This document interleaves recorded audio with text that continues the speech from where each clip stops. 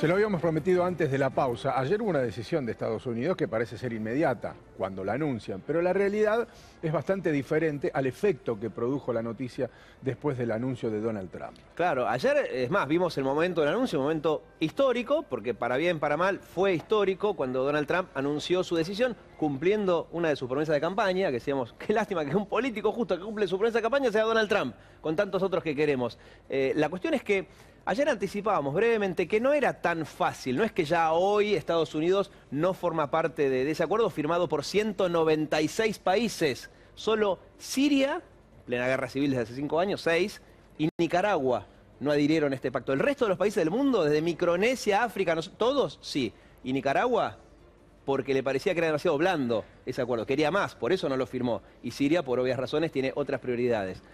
No era tan rápida la cuestión.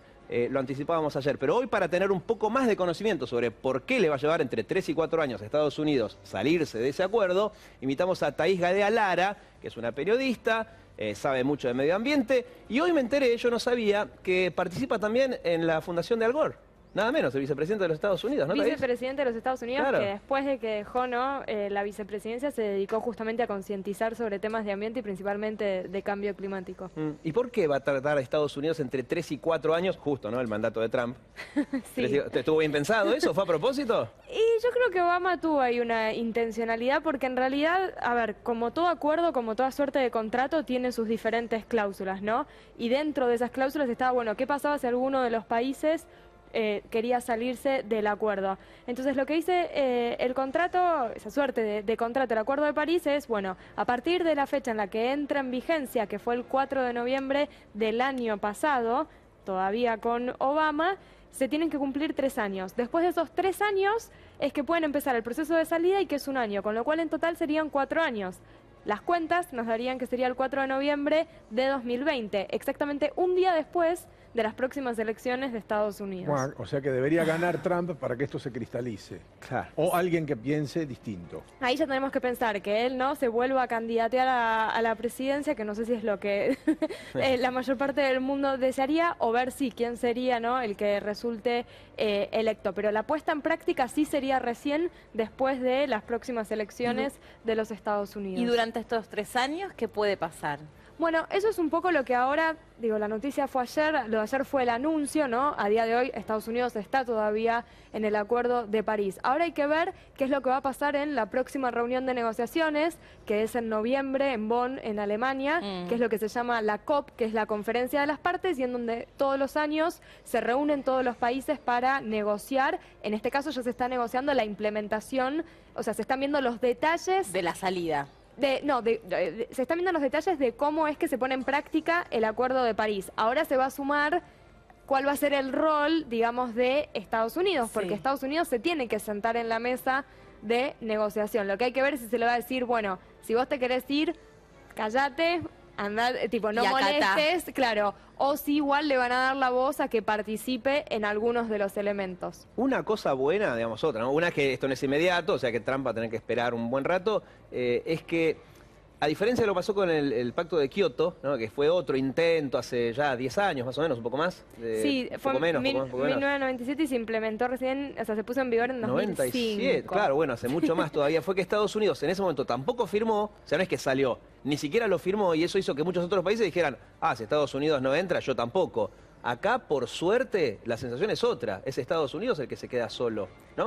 Hoy gran parte de los líderes europeos dijeron, nosotros nos quedamos, China también, Japón también. Totalmente. Con el protocolo de Kioto lo que pasó fue que cuando Estados Unidos da marcha atrás, ¿no?, teniendo siempre en cuenta que estamos hablando de Estados Unidos, que es el segundo país más emisor luego de China, cuando Estados Unidos se da marcha atrás en el protocolo de Kioto, el resto de los países empiezan también algunos a darse marcha atrás. Ayer no bien terminó de hablar Trump, salió Obama, salió Macron, el discurso de Macron fue muy contundente. Presidente de Francia. Así es, respecto de cómo continuar con la acción climática. Salió ahora mismo dentro de la Convención de la ONU en Cambio Climático a decir, bueno, respetamos la decisión, no estamos de acuerdo, hay que continuar. Entonces, lo positivo en todo esto es que se ve esta sensación, este sentimiento, digamos, y esta acción que quieren continuar el resto de los países y también el sector privado, porque acá estamos hablando que se necesita dinero para la implementación de políticas en adaptación y mitigación al cambio climático.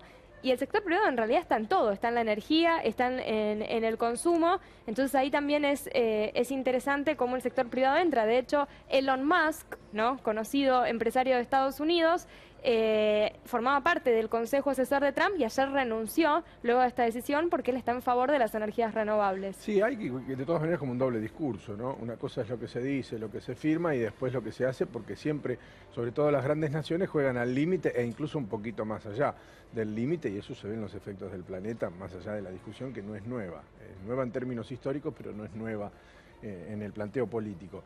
Y mientras tanto la Antártida parece empezar a resquebrajarse, o por lo menos algunos científicos que la investigan desde hace muchos años creen que hay un gran bloque que se está desprendiendo y que si eso sucediera, los mares crecerían automáticamente en cuanto se desprenda ese bloque. Y en tiempos históricos, volviendo a esa definición, sería un plazo relativamente corto. Sí, así es. Este año fue que se descubrió, digamos que viene hace años, pero este año fue que se vio la mayor intensidad de esta grieta, ¿no?, que hay en la Antártida, que la Antártida siempre es un objeto de estudio interesante para los científicos para analizar cuáles son los impactos del cambio climático, pero ya se trata, digamos, de una plataforma de hielo que está flotando, con lo cual determinar desprenderse no impactaría en un aumento del nivel del mar. Ahora, si empiezan a haber muchas grietas y diferentes plataformas de hielo, ahí sí eso incidiría. Me quedé pensando en las razones que esgrimió Donald Trump para no formar parte o para tratar de acordar su salida al cambio climático. Él dijo como las erogaciones financieras, económicas que tiene el país. ¿Es la única razón? ¿Es muy costoso formar parte de este acuerdo? ¿Supone de verdad una inversión importante por parte del país? A ver, yo creo que esto tiene que ver también con una base acá, que es que Trump y muchas de las personas que forman parte de su gabinete descreen de esta idea de la causalidad humana en el cambio climático. ¿Qué quiere decir esto? De que el hombre sea con sus actividades directa o indirectamente que está ocasionando el cambio climático. De hecho, él lo dijo antes de campaña que el cambio climático era un invento, ¿no?, de los chinos. Como bien vos dijiste, ayer él esgrimió muchísimo esta idea de lo económico, esto no está bueno es una pérdida de dinero. ¿Por qué decía eso? Porque lo que se hace también para que países en desarrollo y sobre todo los países más vulnerables, para que puedan implementar sus políticas de cambio climático, se necesita dinero, se necesita apoyo financiero. Entonces se creó un fondo y los países que históricamente más emitieron, como los Estados Unidos y algunos de Europa o China, tienen que ahí, digamos, apoyar, digamos, Obama había firmado para que dé un porcentaje de dinero. Eso para Trump, para él hoy es una pérdida y no una inversión, porque no está dentro del marco de su política en sí misma, de su concepto. Fue una promesa de campaña que termina cumpliendo. Sí. Gracias, Thaís, por Por haber favor, venido. a ustedes. Muchas gracias.